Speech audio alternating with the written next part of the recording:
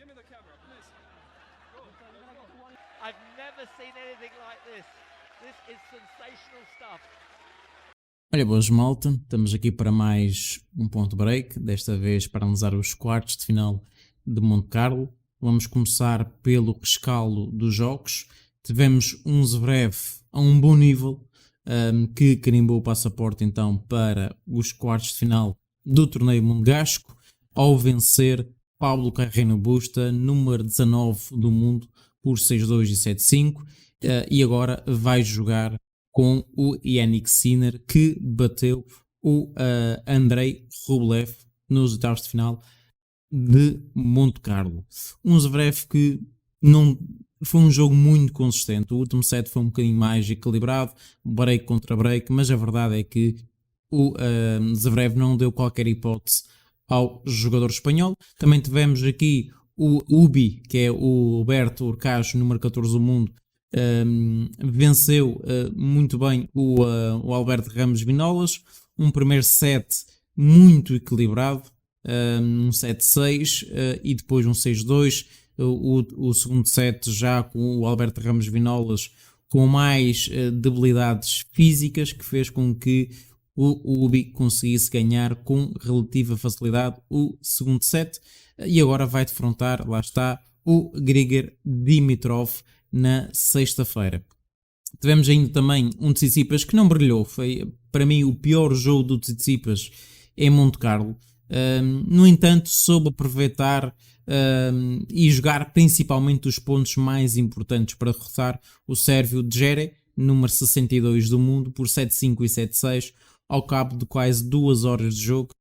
E agora vai jogar com Diego Schwartzman também na próxima sexta-feira, que carimbou também o passaporte para os quartos de final ao bater o talentoso Lorenzo Musetti, num jogo que podia ter caído para o calado. Não podemos esquecer que o italiano venceu os primeiros 6 jogos de serviço do argentino e as coisas pareciam muito complicadas para o argentino, mas depois a verdade é que conseguiu descobrir ali uma forma de castigar o serviço do italiano, que baixou muito em termos de percentagem de primeiro serviço, e sabemos que normalmente o primeiro serviço é mais em força, normalmente é mais difícil de responder, e a verdade é que o italiano, ao reduzir a percentagem de primeiros serviços, ficou à mercê do jogador argentino, que é um jogador muito forte, principalmente nesta superfície, e não deu qualquer hipótese ao jogador italiano, principalmente no segundo set. Depois lá está, no terceiro foi uma autêntica chuva de breaks. Basta ver que o Schwartzman superiorizou-se ao vencer 8 dos 14 jogos de serviço do Musetti, enquanto o italiano ficou pelos 7 em 13 do argentino. Certo é que desta maneira o Schwartzman segue vivo no torneio, passou pelos pingos da chuva, como a gente costuma dizer, e vai jogar com Stefanos Tsitsipas, campeão do ano passado. Também ainda hoje tivemos um Taylor Fritz numa boa forma, Taylor Fritz que venceu o Sebastian Korda, que na ronda anterior tinha vencido o Carlos Alcaraz. Fritz resistiu e um jogo decidido nos pequenos detalhes, um 7-6 e um 7-5, fez com que o Fritz levasse a melhor sobre o Sebastian Korda, que fica aqui um bom registro, na minha opinião. Também tivemos Grigor Dimitrov, que é um antigo semifinalista deste torneio de Mónaco, jogou um dos seus melhores torneios este ano e conseguiu superar o Casper Ruud, um especialista em terra batida, por 6-3 e 7-5. O búlgaro teve sempre o controle das operações e assumiu um triunfo notável e confortável para defrontar, lá está, o Huberto Hurkacz nos quartos de final deste torneio. Tivemos também aqui a vitória do David Fokina, que venceu e muito bem o David Goffin, 6-4 e 6-1. Tinha frisado no ponto break anterior que aquela odd do David Goffin, embora estivesse num bom momento, viesse com um título em Marrakech, a verdade é que iria defrontar aqui um monstro, não é, da terra batida, um jogador que venceu Djokovic, estava motivado por isso, e é um jogador muito consistente. É muito difícil porque varia muito o seu jogo, é difícil de antecipar e prever aquilo que ele vai fazer, e lá está, David Fokina acabou por ganhar com relativa facilidade, e ficamos por aqui em termos de rescaldo, e vamos passar então à análise aos jogos dos quartos de final de Monte Carlo. E para isto vamos aqui então fazer a nossa mudança de cenário. Temos já aqui então a casa de apostas da Betano. Para quem não tem conta, link na descrição. Aqui no campo do texto vocês podem ver, tem 5 euros que a casa oferece, e depois, se utilizarem o código Academia 5, ganham mais 5 euros oferecidos pela Academia e ficam no total 10 para seguir as apostas aqui do ponto de break. Vamos então passar aqui a análise dos quartos de final de Monte Carlo. Começamos com o jogo grande do dia entre Jannik Sinner e Alexander Zverev.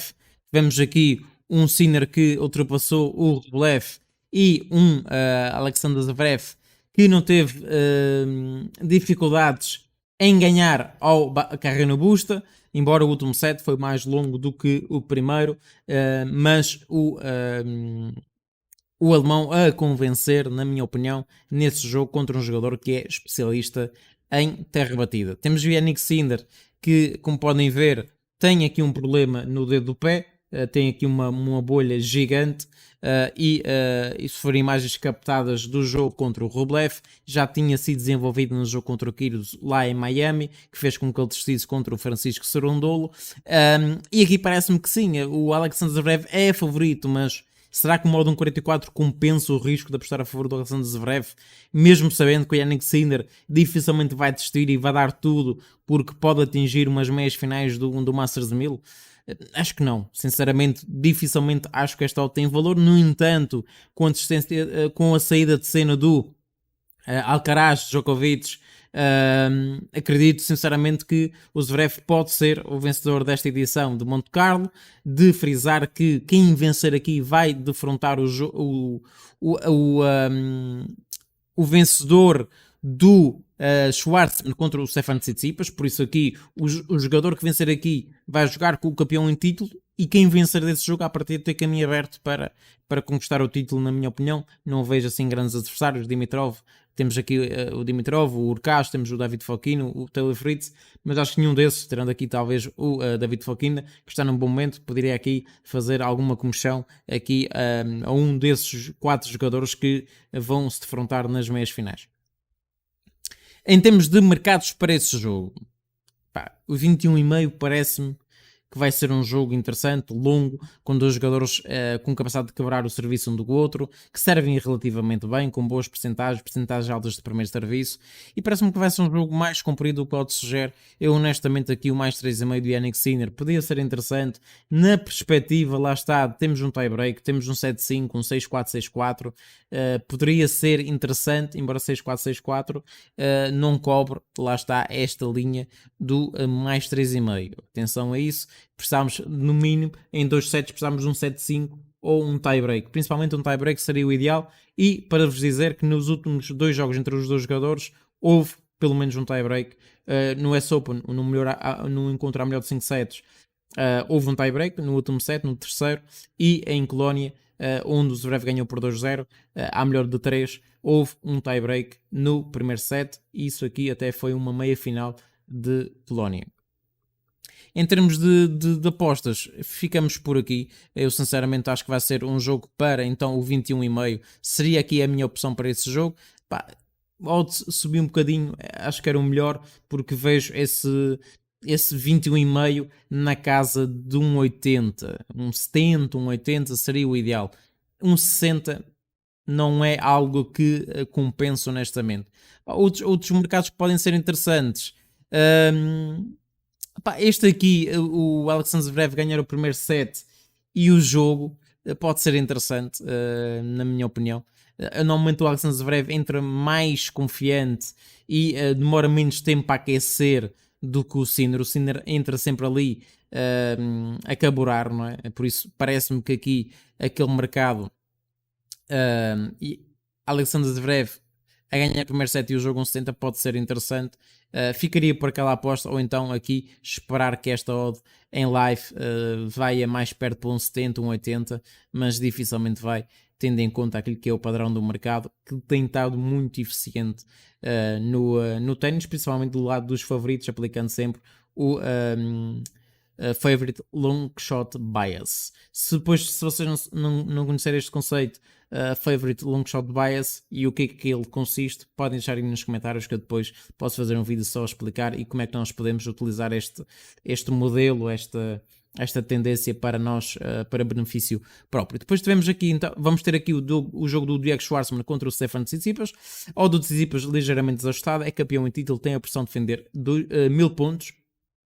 E o último jogo entre os dois, na ATP Cup, que é o único jogo que cumpre o requisito dos 18 meses, ficou 2-1 para o Diego Schwartzman. O Tsitsipas ganhou 7-6, o tie-break, depois foi 6-3, 6-3 para o Diego Schwartzman. Tem aqui alguma vantagem moral. A odd do Schwartzman para mim está extremamente desajustada. O Schwartzman que venceu bem o Musetti, não foi um jogo fácil. O Schwartzman perdeu 6 jogos de serviço seguidos e isso mostra muito da irregularidade que o argentino está a viver neste momento em termos de serviço, e vai jogar contra um Tsitsipas que teve um jogo também complicado. Jogou o suficiente para ganhar o Jera, mas porque soube definir melhor nos pontos decisivos. Mas não foi um jogo foi um jogo longe de ser fácil para o grego. Que na ronda anterior, sim, teve um jogo fácil contra o Fognini, que parecia que estava a fazer até um favor ao grego. Aqui, parece-me que vamos ter aqui um jogo para 21,5. Acho que vai ser um jogo durinho. Acho que o Diego Schwartzman não vai dar o jogo nunca por perdido e vai lutar até ao último modo. Aqui, a questão é que o over 21,5 para mim só faria sentido perto do modo 90. Aqui, 1,80 não é algo que eu recomendo. Vamos aqui olhar para o handicap, mais 3,5.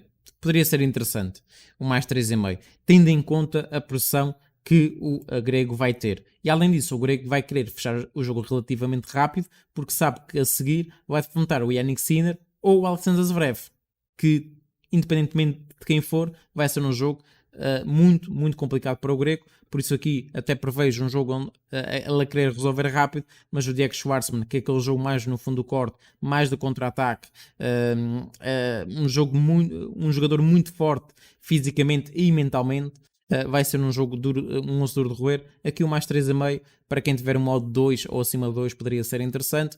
Eu ficaria-me aqui pelo 21,5 para esse jogo. Deixa-me ver aqui até o Tsitsipas ganhou o primeiro set e o jogo 1,60. Ok, a longo prazo poderia ser interessante. Eu vejo o Tsitsipas ganhar na casa dos 60%, por isso seria interessante o Tsitsipas ganhar o primeiro set e o jogo. No entanto, o problema é se ele não ganha o primeiro set e depois ganha o jogo. Aí é que é o problema. Também há esta opção, que é, por exemplo, Tsitsipas ganhar o primeiro set e perde a partida, ou então Diego Schwartzman a ganhar o primeiro set e perder a partida, está a 6,90. Eu sinceramente acho que o mais provável é este, e o mercado também concorda comigo, ou dar o modo 1,60 para o Tsitsipas ganhar o primeiro set e o jogo. Depois partimos aqui para o Dimitrov contra o Ubi. Ubi é a abreviatura do Hubert Hurkacz, chamado por Ubi, e aqui, lá está, um modo 1,70 para o Hurkacz que vem de uma vitória frente ao Ramas Vinolas. Primeiro set difícil, podia ter ido para qualquer lado, no entanto o Hurkacz foi paciente, soube explorar alguma ansiedade do espanhol e conseguiu vencer. E depois no último set o espanhol quebrou muito fisicamente e psicologicamente, deu completamente o jogo por perdido.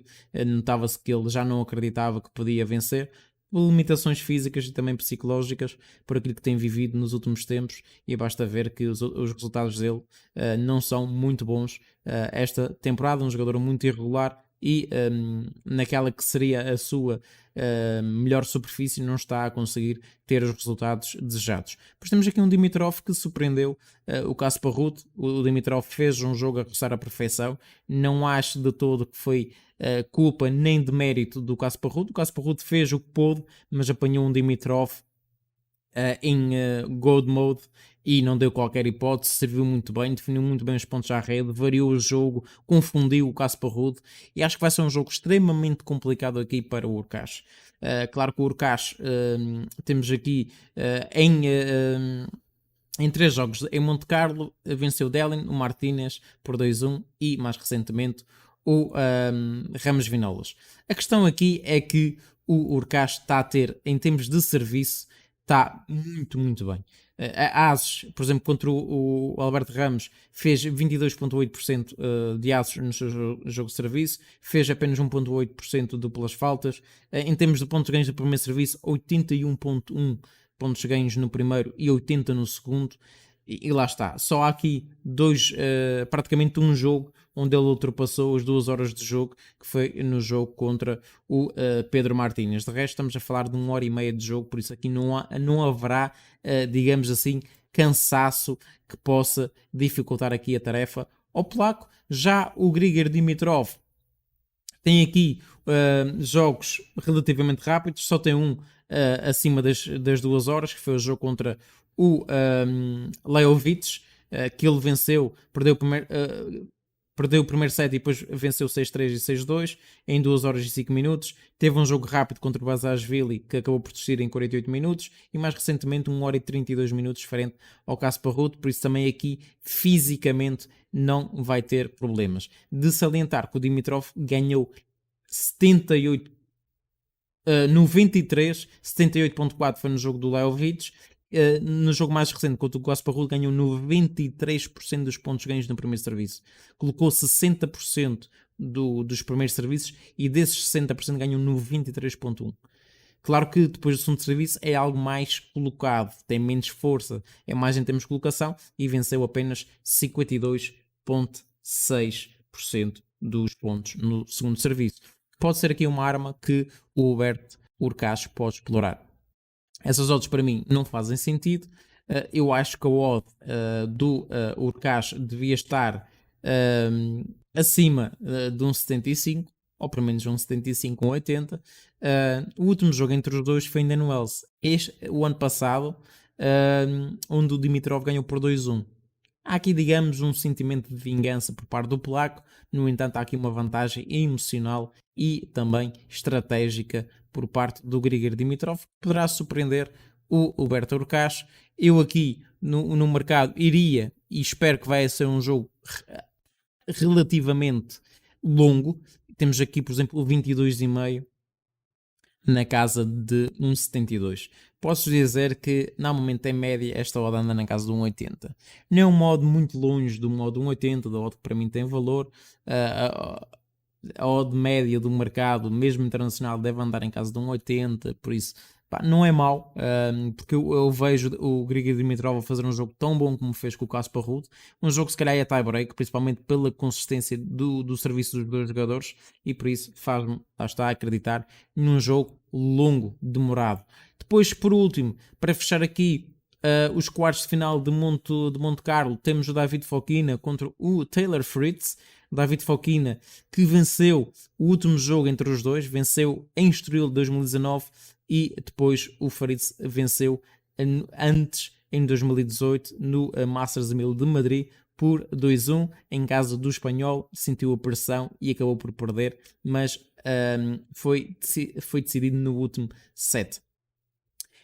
O David Fokina, para mim, é a favorita a ganhar esse jogo, principalmente por aquilo que tem feito, a forma como eliminou o Djokovic, a confiança que ele teve também em eliminar o jogador do momento, que era o David Goffin, por ter vindo de um título em Marrakech, ter chegado até aos oitavos de final. Estava num bom momento, eliminou bons jogadores e aqui vai jogar com o Taylor Fritz, que eliminou um corda, mas foi um jogo decidido no detalhe. Foi um jogo que podia ter caído realmente para qualquer lado, um 7-6, 7-5. Aqui o que é que nós podemos observar e que para mim poderá fazer alguma diferença naquilo que toca ao jogo? Podemos ver que o David Fokina, por exemplo, tem um jogo mais de contra-ataque. Por exemplo, basta ver que no jogo contra o David Goffin ganhou 71,4% dos primeiros serviços, 44,4% no segundo. No entanto, colocou 82% dos primeiros serviços. É um jogador que foca-se muito na primeira pancada, no primeiro serviço e depois uma pancada forte, precisa, ao longo do corte, ali a beijar a linha, como a gente costuma dizer, bolas profundas, a variar a profundidade e também ali bolas ali a queimar a rede.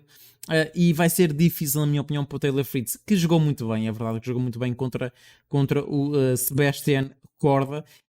No entanto, é um jogador que dependeu muito do seu serviço. Basta ver que no primeiro serviço ganhou 82% no primeiro serviço, 67% no segundo, mas só colocou 58%. E a verdade é que fisicamente parece-me que aqui o Fritz, ao contrário do David Fokina, pode quebrar mais cedo. Porquê? Porque o Taylor Fritz neste momento tem por menos 2 jogos, se não 3 jogos acima das 2 horas de jogo. Teve 2 horas e 44 minutos contra... Teve em Houston, perdeu nos quartos de final. Depois teve aqui contra o Catarina, teve um jogo de 2 horas e 39. Contra o Marin Cilic, 2 horas e 15. E mais recentemente contra o Sebastian Korda, foi onde resolveu o jogo mais rápido, 1 hora e 33 minutos. Já o David Fokina tem menos jogos, porque não participou em tantos torneios como o norte-americano, e acredito que isto poderá ser um fator que vai jogar a favor do espanhol e não do norte-americano. Outro mercado que poderia ser interessante, mas esse mercado precisa ser cautelas, principalmente pelo lado físico dos jogadores, podia ser o 22,5. Numa perspectiva de ir a 2 tiebreaks, a um terceiro set, poderia ser curioso.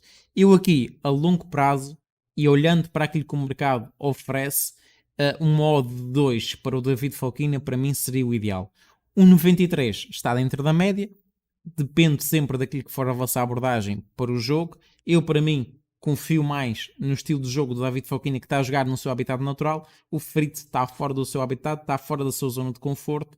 No entanto, tem feito resultados que fazem acreditar, e ele está confiante, não é? Está confiante pelos jogadores que defrontou, pelos jogadores que eliminou. No entanto, acho que o David Fokina, principalmente desde que eliminou o Djokovic, subiu muito em termos de confiança e aparece aqui como um claro favorito, na minha opinião, para vencer esse jogo contra o Taylor Fritz e ser uma grande ameaça para o título deste ano de Monte Carlo. Este foi o nosso ponto break, pessoal. Não esqueçam de deixar aí a vossa opinião nos comentários, ativar o sininho das notificações, deixar o like e subscrever o canal se ainda não subscreveram, e até a uma próxima oportunidade.